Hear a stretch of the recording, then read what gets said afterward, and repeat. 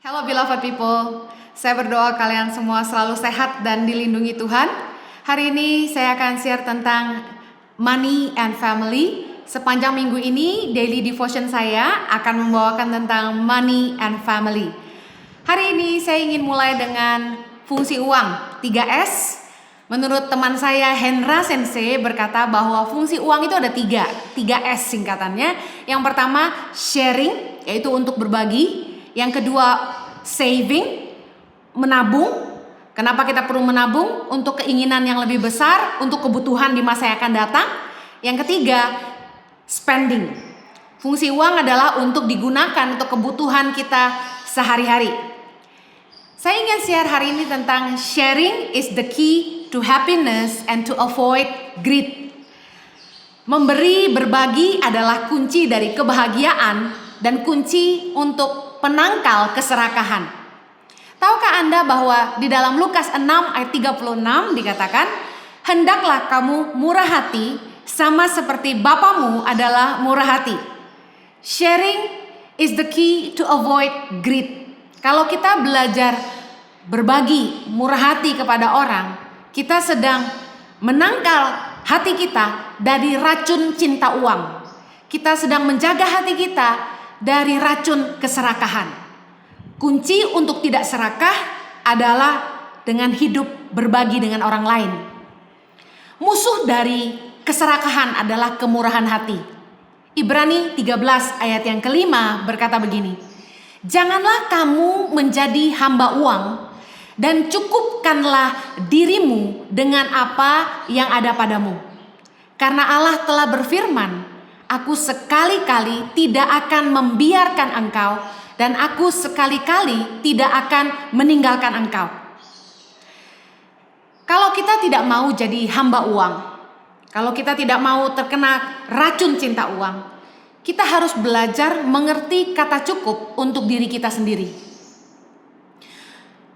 Ketika kita ingin memberi, ketika kita ingin berbagi dengan orang lain, kita harus melatih hati kita untuk mengambil yang secukupnya untuk diri kita sendiri. Saya beri contoh. Ketika kita masak makanan untuk makan seisi rumah, orang yang lapar biasanya akan mengambil banyak sekali. Tetapi ketika dia ingat bahwa ada orang lain yang akan makan dari lauk yang disediakan di meja, dia akan mengambil yang secukupnya untuk dirinya sendiri. Nah, banyak orang tidak memiliki consideration for others. Mikirin orang lain. Saya kasih contoh. Anak kecil biasanya kalau diajak makan ke restoran, mereka ketika lihat menu yang dihidangkan, mereka hanya akan tertarik kepada satu lauk yang ada di meja yang paling mereka sukai. Contoh, anak kecil itu biasanya suka cumi goreng tepung. Nah, saya perhatikan banyak anak-anak kecil yang ketika melihat lauk yang jadi kesukaannya, mereka akan ambil piring itu dan tuangkan isinya di piring mereka sendiri sebanyak-banyaknya, tanpa memikirkan ada orang-orang lain yang mungkin juga ingin mencicipi menu itu. Nah, kalau ada orang yang makan gak inget-inget orang lain, nah itu berarti masih kanak-kanak. Kebanyakan orang enggan berbagi.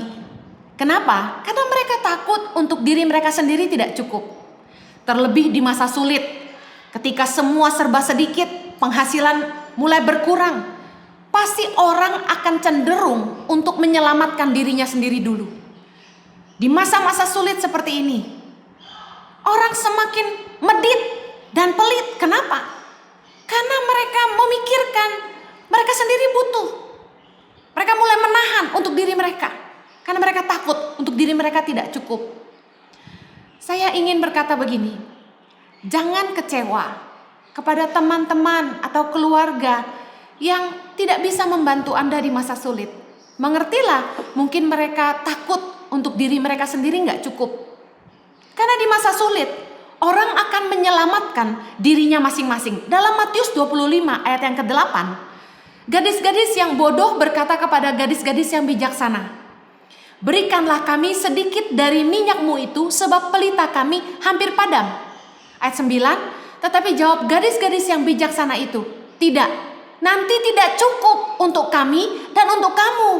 Lebih baik kamu pergi kepada penjual minyak dan beli di situ." Di masa sulit, di saat terjepit, orang akan cenderung menyelamatkan dirinya dulu. Orang akan fokus menolong keluarganya dulu. Oleh karena itulah kita gak boleh kecewa ketika di masa sulit ini orang gak mau tahu sama kita. Tapi dengar baik, tahukah Anda bahwa menabur adalah benih investasi? Kunci dari berkat yang tidak pernah habis adalah terus setia memberi. Kunci dari berkat yang tidak pernah habis adalah terus setia memberi. Saya dan Jojo mengalami di mana di saat kami sendiri kehilangan income, di situ kami justru berbagi dengan keluarga kami yang kesusahan. Justru kami di saat-saat sulit di mana kami sendiri sebenarnya pusing untuk diri kami sendiri. Puji Tuhan, ada sedikit tabungan yang hanya cukup untuk makan. Kami masih berbagi dengan saudara-saudara kami yang kesusahan. Apa yang terjadi? Amsal 11 ayat 24. Ada yang menyebar harta tetapi bertambah kaya. Ada yang menghemat secara luar biasa namun selalu berkekurangan. Saya dan Jojo mengaminkan ayat ini. Kami percaya bahwa berkat Tuhan gak akan pernah kurang buat kami. Kalau Anda bisnismen, Anda masih punya usaha. Kalau kami sebagai hamba Tuhan yang tidak punya jemaat sendiri, tidak punya gereja sendiri, bagaimana kami mau berusaha? Tuhan itu luar biasa. Kami hanya setia belajar jadi saluran yang bisa dipercaya sama Tuhan. Kita gak bisa bawa harta kita ke liang kubur. Harta itu gak bisa dibawa mati.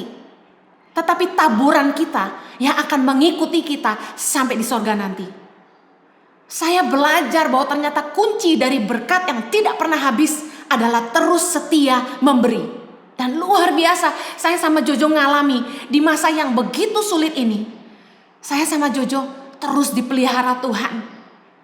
Tuhan terus menggerakkan orang-orang, tidak banyak, sedikit, tidak sampai 10 jari. Untuk menolong hidup kami. Luar biasa. Asalkan kita mau berkata cukup untuk diri kita sendiri.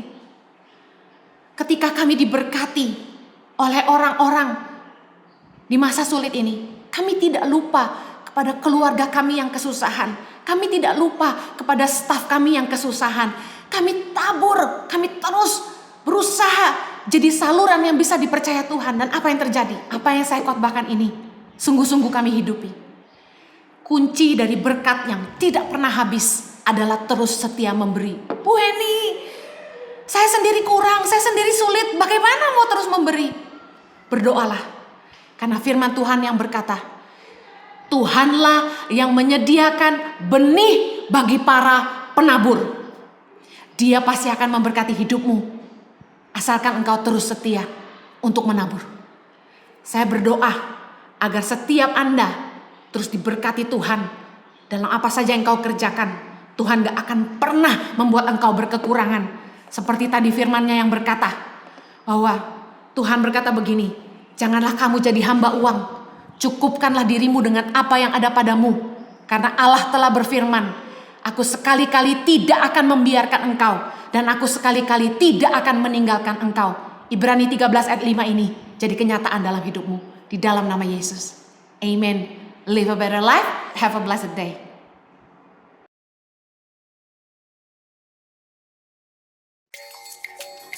Ya, saat ini kami sudah ada di Seperong.